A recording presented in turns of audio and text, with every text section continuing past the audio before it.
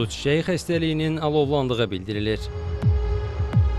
Səhiyyə Nazirliyinin Respublika Gigiyena və Epidemiologiya Mərkəzindən bildirilib ki, hazırda ölkə ərazisində uşaq və böyüklər arasında su çiçəyi xəstəliyinin yayılması ilə bağlı xəbərlər yayılıb. Lakin hazırda ölkə üzrə xəstəliyin kütləvi yayılması halları müşahidə edilmir. Su çiçəyi xəstəliyi mövsümi xarakter daşıyır və mövsümi olaraq artımı müşahidə oluna bilər və adətən payız-qış aylarında daha çox qeydə alınır. Hal-hazırda ölkə üzrə xəstəliyin kütləvi yayılması halları müşahidə edilmir. Səhiyyə Nazirliyi Respublika Gigiyena Epidemiologiya Mərkəzi tərəfindən yoluxucu xəstəliklərin profilaktikası istiqamətində mütəmadi tədbirlər davam etdirilir və epidemioloji vəziyyət daim nəzarətdə saxlanılır.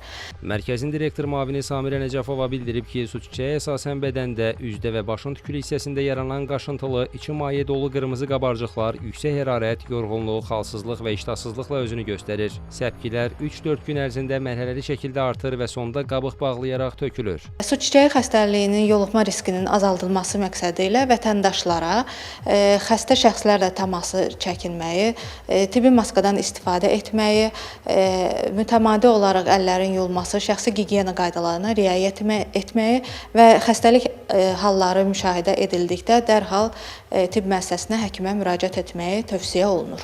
O da qeyd olunub ki, xəstəlik uşaqlarla müqayisədə böyüklərdə daha ağır gedişli keçə bilər. Kənan Qafar, Ramil İbrahimov, Xəzər xəbər.